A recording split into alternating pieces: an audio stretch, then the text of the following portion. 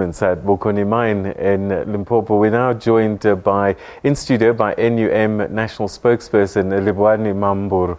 Thank you very much for joining us. Welcome to the program. Thank you very much, Peter. So these jobs have gone then?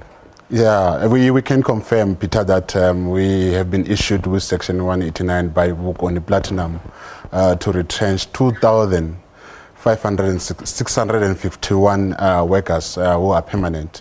This number can go up as much as 7,000 because contractors are not included. Was this a surprise? It was a shock, to be honest, because our branch at Bokoni Platinum was never consulted.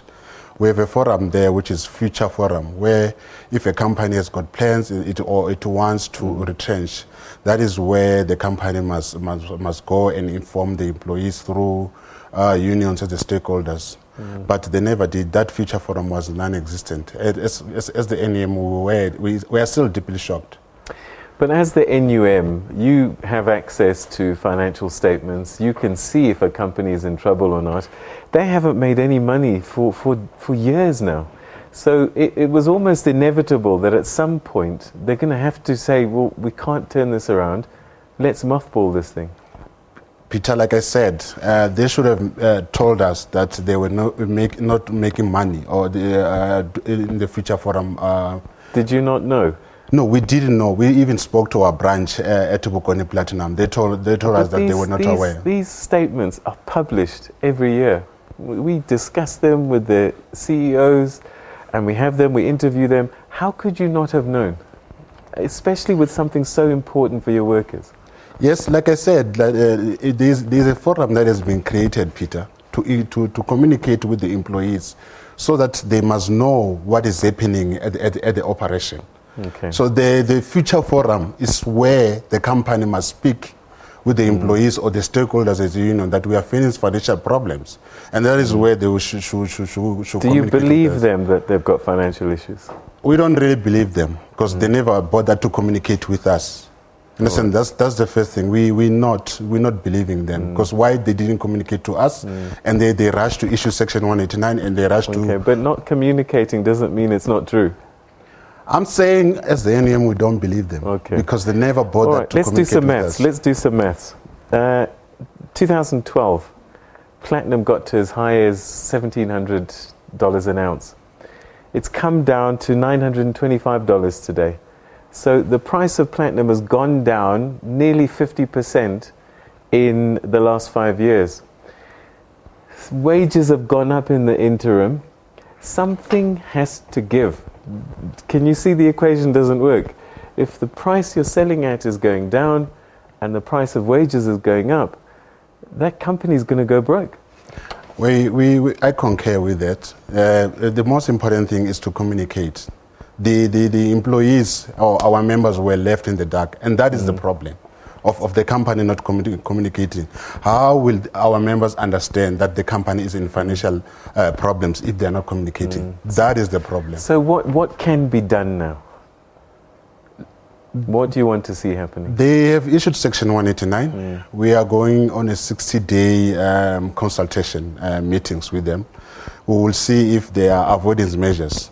But in our statement that we released, we said that because they're going to put this operation on care and maintenance for 2 years, it's better for them because they seem not to be interested in mining at that operation. They must just return the mining license to the regulator and see if there are other interested companies that that can take over, because it's going to affect the whole. So you think that other miners could perhaps manage a way to run the business, or at least carry it through until the platinum price either increases or something else happens? Yes, we believe that they must just return the mining license to the regulator, which is the DMR. Is there an example where a mining house has sold a mine or has shut down a mine and another miner has come in and turned it around? There's a mine, there's an operation in Carlton Valley in Free State that was sold by Anglo Gold Ashanti. And then those operations are still existing today. Okay. Yes. So the mines minister couldn't persuade them to look at alternatives. They're adamant that this is what they're going to do. And that leaves very little for you then, I guess. Peter, we've got a weak regulator in South Africa. No, we have no confidence in the Minister of Mineral Resources anymore. I mean, the Anglo Gold, you just saw that they have issued Section 189 to retrench 8,500 workers. DMR is not doing anything. And the most important thing, Peter, that I want to mention is this, that mining companies find it easy to issue Section 189, but they do not adhere to Section 52 of the MPRDA Act, which says that if a company anticipates to retrench 10% or more employees, the Department of Mineral Resources must get involved. Like I said, we don't see what the Department of Mineral Resources is doing. How could the department drop the ball on this? Is it that they're just unaware, or they just don't want to take action? They are aware. We just feel that they don't want to take action, to be honest. They know of these retrenchments that are happening, but the working class in this country want to see them getting involved and do something, but they're not doing anything. So what is the state of play in the mining sector at the moment? Is it simply a question of economics, or do you think that there are other factors at play?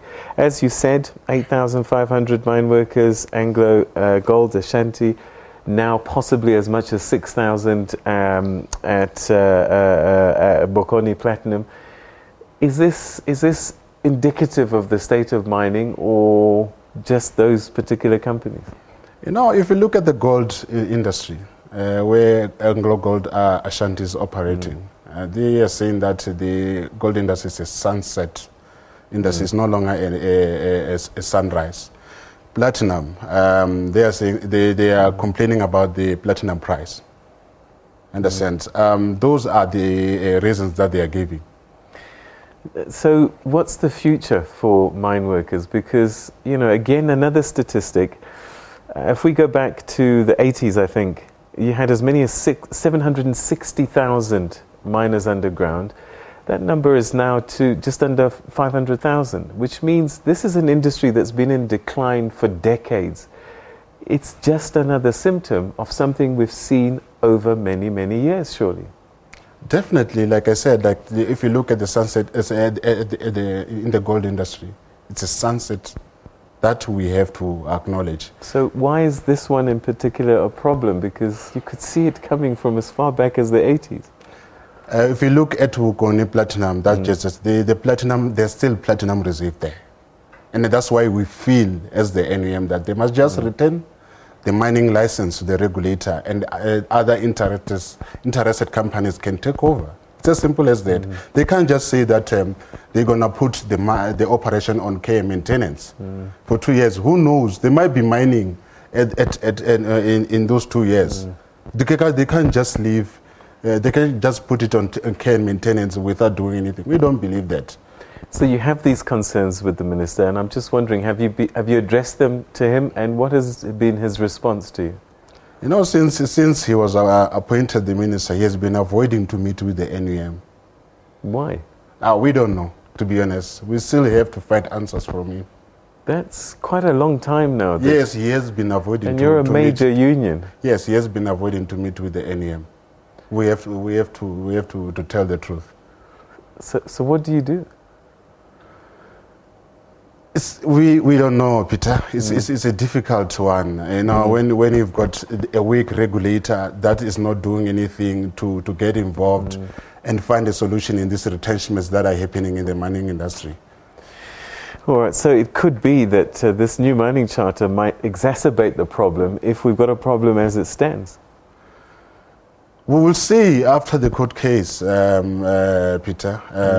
Yes, you know that the minister has suspended the mining charter. All right. It's terrible, terrible news to see workers lose their jobs, and also that they weren't given adequate warning, as you say. And I'm sure that the authorities really should be taking cognizance of this. But thank you very much indeed for sharing your thoughts with us and sharing the plight of these thousands of workers with us. Thank you. Thank you very much, Peter.